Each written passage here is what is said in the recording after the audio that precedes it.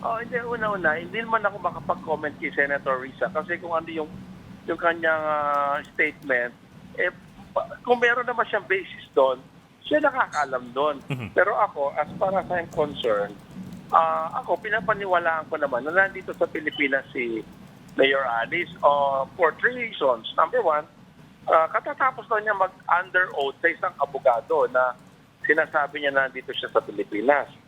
Kung hindi totoo yun, ang laking problema nung Abogado. nag-certify na yun, di ba? Abogado. Number two, ako, malakas naman ang tiwala ko sa ating immigration.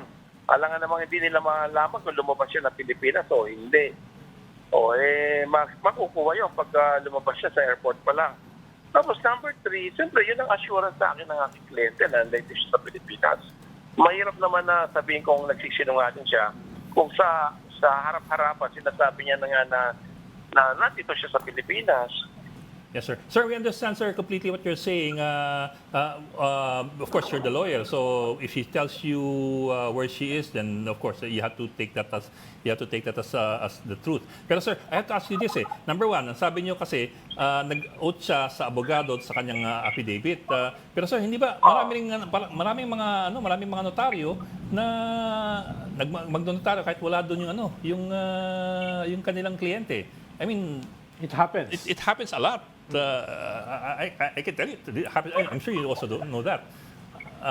That's number one. Number two, sir. Hindi ako notary Yes, sir. Ako Understand, kasi sir. hindi ako notary public. So, hindi ko alam kung nangyayari yon. Pero siguro nga, posible naman na nangyayari yon. Pero kung ako naman yung abogado, ganito ka-controversial yung tao, alam nga namang itataya mo yung pagkatao mo, pagka-abogado mo, at saka yung peace of mind mo, kapayapaan mo, na magpipirma ka sa isang notaryo na hindi naman kumarap sa yung tao.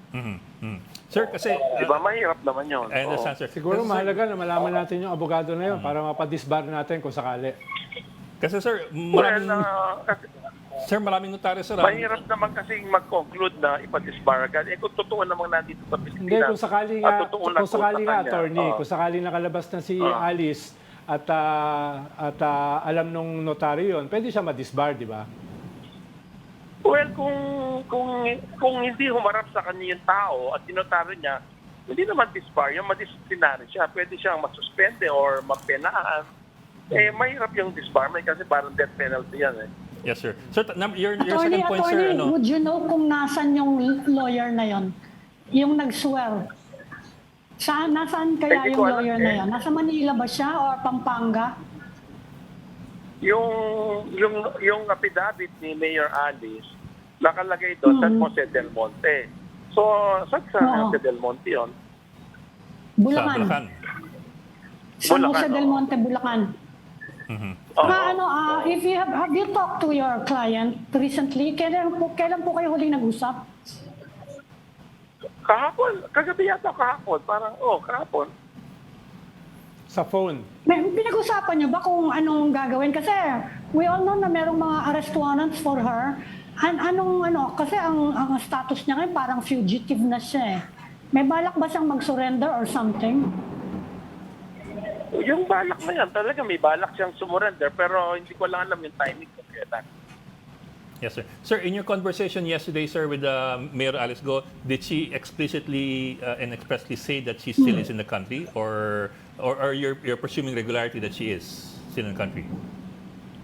Ano po, boss? Hindi ko na Did she expressly tell you last night in your conversation that she is still in the country? Of course, sinabi naman. Kasi alam mo, boss, sabi ko sa kanya, hindi ko naman ikaw mapigilan kung lalabas ka ng Pilipinas o hindi.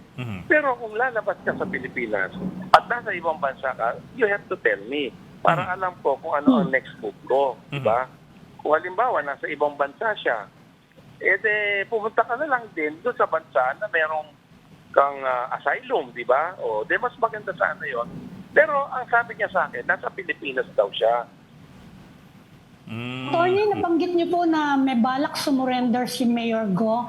Under what conditions kaya mangyayari yon? Kasi matagal nang iniintayan ng mga, lalo na yung mga senador, may mga condition ba for her surrender? Alam mo, wala namang condition yan. Unang-una, kung susurrender siya, baka hindi naman siya kailangan makulong. Kasi kaya lang naman siya nawaran. Kasi kailangan niya magsalita sa Congress, ay sa Senate. Ngayon, kung magsasalita siya doon, hindi na siya ikukulong doon. Yun lang naman yun eh. Kaya siya ina-arresto para ma-ensure ng Senado na haharap siya pag pinatawag siya. Eh kung magsasalita na siya, hindi na siya kailangan ikulong. Actually, hindi naman ganun katindi yung warrant niya eh. Yung kanya paglaya, nasa kanya rin yun. Kailan niya gusto magsalita, laya siya. So kailan kaya niya balak na humarap uli sa Senado? Eh, yun nga ang sinasabi niya sa akin. Yung timing niya, inagyan po niya sa timing. Hindi ko lang ma-assure kung kailan yun. Okay.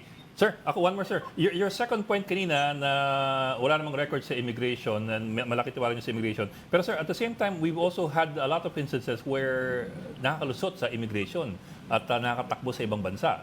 We've seen this happen over and over again. So would you still be that confident that just because there are no immigration records, she still is in the country?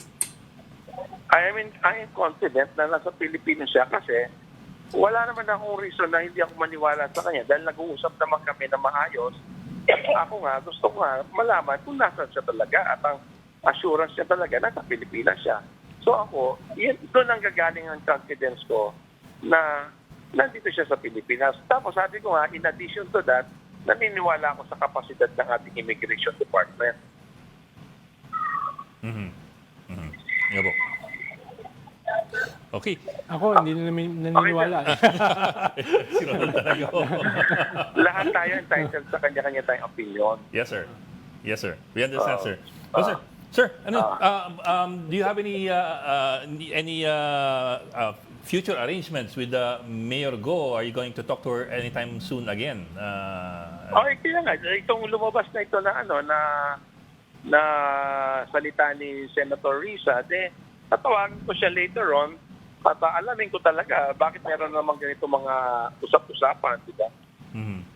Maganda sana. Attorney, sabi niya, she's talking about timing. Hindi ba ito na yung magandang timing? Because ngayong sinasabi ng mga senador na she's already in Malaysia, hindi ba maganda kung magpakita na siya at para lang mapahiya yung mga senador. maniwala lahat na nandito siya sa Pilipinas? Sabi ko sa kanya, yan ang pinakamagandang timing, di ba?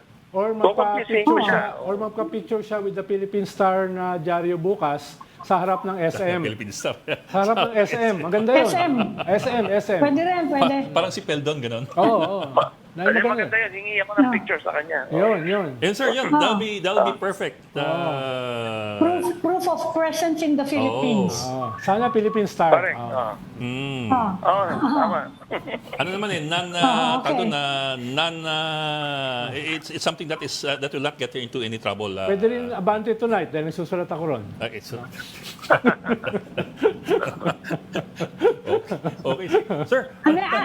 Attorney, ano pa yung mga next legal moves na binabalak kaya ni if you can indulge us kung ano yung mga susunod na gagawin ninyo in the case of Mayor Go. Kasi tanggal na siya. Dami-dami nang nagawa na sinasagot ko lang yung mga sinasagot ko yung mga pleadings, yung mga paperwork. Yes. Marami, ang daming trabaho eh. Isa na lang. Sigurado hindi na siya tatakbo in 2025. Well, meron siyang disqualification, di ba? Although hindi pa naman final yun. Pero ako, I'd rather na tumakbo siya para makita nila kung gaano siya kamahal ng Bamban. Pero sir, is there an Pero MR? siya kaya? Is there a motion Siya for kaya? Is insurance? she still open? Is she open kung sakasakali? She's considering that option. Kaya nga nilalabanan namin yung disqualification niya para makatakbo pa siya. Okay. Okay. Okay. Sir, ako, huli na, sir. Okay, Sir, huli na okay. ako, sir. Yung tawag niya sa inyo kagabi, would you be able to tell if it was a local number or a foreign number? Diyan, internet kami nag-uusap. Sa internet. Okay. So, parang social media calls. Okay. Sige, sir. Okay. Maraming Okay, salamat. thank you. Thank you. Ingat po parati. Okay. Thank you, Attorney Stephen Attorney. David.